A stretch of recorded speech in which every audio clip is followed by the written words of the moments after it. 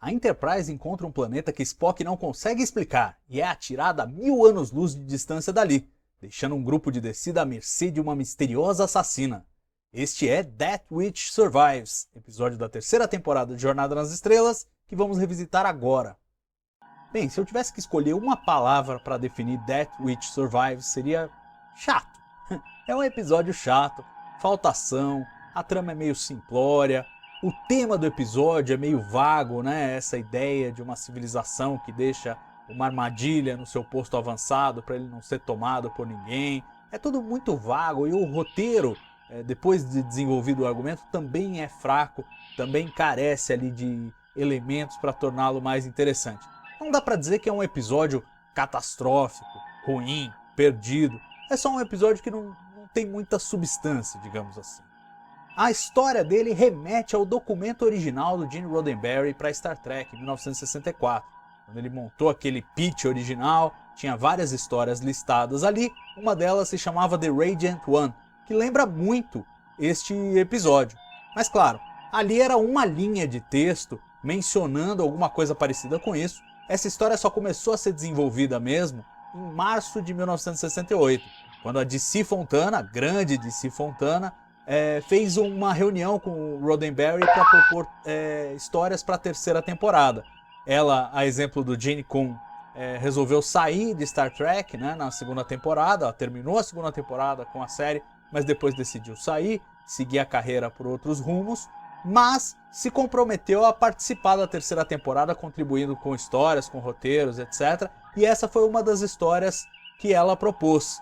E originalmente era para ter sido a primeira a ser desenvolvida, mas aí The Enterprise Incident acabou ganhando prioridade por causa do Pueblo Incident lá, ou do incidente do Pueblo, o navio lá americano que foi capturado pelos norte-coreanos e estimulou aí a trama do Enterprise Incident, e essa ficou para depois, né? Ela se chamava originalmente Survivor, e foi a segunda que a DC Fontana realmente se debruçou para trabalhar. Só que, àquela altura do campeonato, ela já estava bem satisfeita com a situação toda da produção, já estava brava com Fred Freiberger, com Arthur Singer, com as reescritas que eles fizeram do episódio da Enterprise Incident, e estava meio frustrada de trabalhar com Star Trek.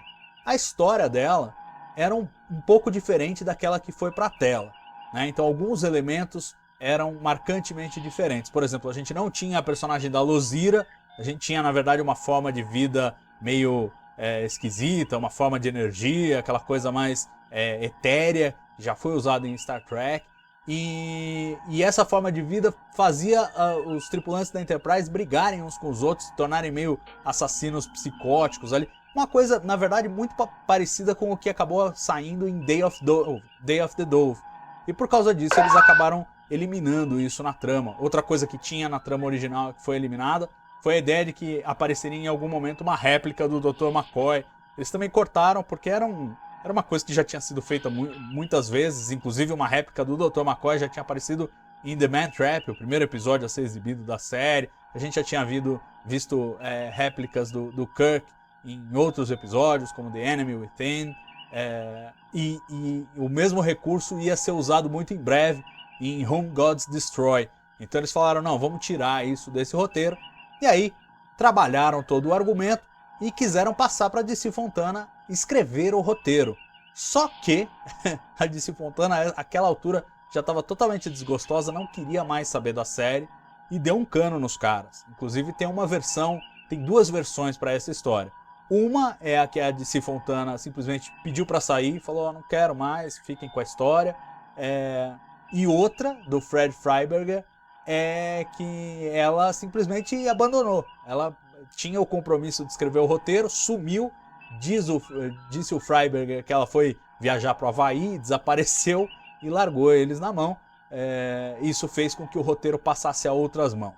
Qual é a versão verdadeira? Provavelmente um pouco de cada uma, né? Porque no meio dessa história tem o Gene Roddenberry, e o Gene Roddenberry tinha essa coisa de contemporizar. Então ele deve ter quebrado o galho da DC de um lado, ouvido que ela não queria mais fazer, mas ficou meio em cima do muro, quem sabe ela muda de ideia, gerindo as pessoas, né? Do outro, Freiberger já irritado com ela, também cobrando. Então, vai saber o que aconteceu ali exatamente. Provavelmente alguma coisa entre essas duas versões. Fato é, a DC Fontana não estava disponível para escrever o roteiro.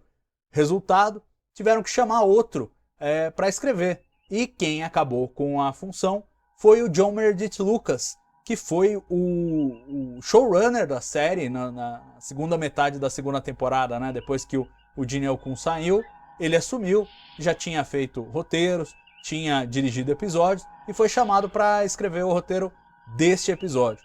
Infelizmente ele não faz um trabalho muito brilhante nesse roteiro, né? Quer dizer, a gente vê, a coisa que mais me chama a atenção, me incomoda do ponto de vista de roteiro, de diálogos, é como o Spock tá obtuso nesse episódio, né? Ele sempre teve esse tom meio professoral, um pouco arrogante, um pouco exigente, mas aqui ele tá quase caricatural, né? Eles exageraram, tem algumas... A frase que a Uhura pergunta o que aconteceu e ele vai explicar o que aconteceu com a pancada na cabeça dele, uma leitura meio literal, falta de percepção de contexto. Exageraram um pouco, acho que em detrimento do personagem, que não brilha como poderia ter brilhado, e em grande parte por conta dos diálogos, por conta do roteiro. Além disso, tem um monte de problemas, conveniências na história, né? O fato da Enterprise chegar lá bem a tempo de salvar os caras, um pouco de tecnobaboseira, a gente não entende muito bem como é que a Enterprise sai daquela situação e para variar aquela coisa de a Enterprise estar fora de controle, em alta velocidade, aumentando a velocidade, uma trama que a gente já viu algumas vezes e que acaba sendo meio sem graça. O fato de que a Enterprise é atirada a quase 1000 anos-luz de distância, que é uma coisa que cientificamente, mesmo a gente levando em conta a dobra espacial, era meio complicado, eles levariam mais de ano para voltar para o planeta e não algumas horas, como foi mostrado no episódio, mas até aí tudo dentro mais ou menos da fantasia que tem no entorno de Star Trek, né? Nunca foi muito rigoroso com isso, por exemplo, como fatores de dobra, não ia ser agora que ia começar, mas claro, podia ter sido mais cuidadoso. No conjunto da obra, o roteiro não é lá essas coisas. E se você imaginou que para dirigir o episódio que ele escreveu iam chamá-lo, se enganou. Porque a Paramount estava meio pé da vida com ele. Ele já havia dirigido Elan of Troyes no começo da terceira temporada, mas havia atrasado na entrega do episódio, gastou um dia a mais do que precisava. E a Paramount àquela altura estava falando, quem não cumpre cronograma a gente corta. Então nem cogitaram chamar o John Meredith Lucas para dirigir e chamaram em vez dele o Herb Wallerstein, que já tinha sido um apagador de incêndio em The Tolian Web, né, quando eles demitiram o Ralph Senensky no meio da produção e chamaram ele para terminar o episódio, para tentar evitar atrasos. Chamaram-no novamente para dirigir esse episódio e claro, ele já sabia, já conhecia o tom da produção, já sabia que o mais importante era entregar o episódio em tempo, em detrimento da qualidade das atuações e tudo mais. Isso também pode ter tido algum prejuízo ao resultado do episódio. Um episódio que foi relativamente tranquilo de se filmar e o Wallerstein conseguiu entregar nos 6 dias que ele tinha alocado para produzir esse episódio, mas que tem algumas peculiaridades do ponto de vista da produção. Talvez a coisa mais interessante para destacar sejam os cenários que foram construídos para esse episódio. O mais marcante deles é o set do planeta, não porque o planeta tem alguma coisa de especial, a gente já está cansado de ver aquele set do planeta, mas porque o Matt Jeffries projetou uma plataforma para criar aquele terremoto falso. E põe falso nisso, é bem falso. O diabo do terremoto. Não convence ninguém, mas foi interessante como inovação eles tentarem fazer aquilo. Fora isso, ele teve que criar esse novo tubo de acesso aí pro Scott fazer sua magia de engenharia e criou a câmera central do posto avançado lá, Kalandan, né, com aquele computador em forma de cubo e tal. Um cenário simplesinho, mas também teve que ser projetado especialmente para esse episódio. E para servirem como os atores convidados, nós temos a Lee Meriwether, Miss América em 1955, lindíssima, sem dúvida nenhuma, e acho que não só linda, mas uma ótima atriz, faz render muito neste episódio. Ela que já era conhecida em 1966 por ter feito a Mulher Gato no filme do Batman de 1966, não a série, na série era outra atriz, mas no filme, longa-metragem que foi para os cinemas, que tem todos os vilões e tal, ela é que faz a Mulher Gato.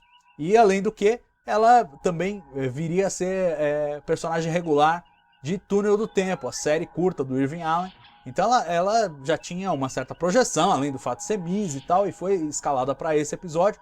Faz muito bem o papel da Luzira, né? A gente percebe a tentativa e o esforço dela de mostrar uma projeção, que é o que ela é, né? Ao longo de todo o episódio, e que tá ali em defesa do episódio, mas que ao mesmo tempo tem alguma coisa de querer proteger a vida. Ela tá angustiada por ter que destruir os tripulantes, mas é aquilo que a programação manda que ela faça. Então essa coisa, essa dúvida, essa angústia, ela consegue transparecer bem na atuação dela. E é curioso ela contando depois que ela sempre queria fazer mais um take, né? Ela achava que podia ficar melhor, e o Herb Wallerstein, com pressa de entregar o episódio, não, tá ótimo, Lee, você já matou de primeira, não precisa fazer outro. E tocando, porque ele sabia que não podia atrasar a produção. E de fato ela deu conta nos takes que fez. A gente não vê nenhuma deficiência na atuação dela, é um dos grandes destaques desse episódio.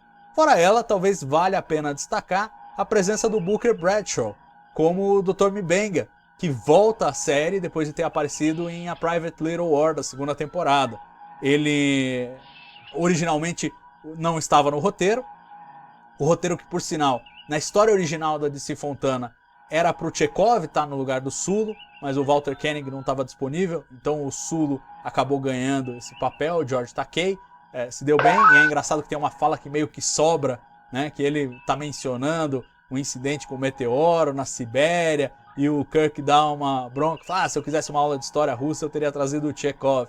E, na verdade, porque a fala originalmente era do Chekhov, e ele está se referindo ao incidente de Tunguska em 1908, quando um meteoro atingiu a Sibéria, explodiu no ar e achatou lá um monte de floresta.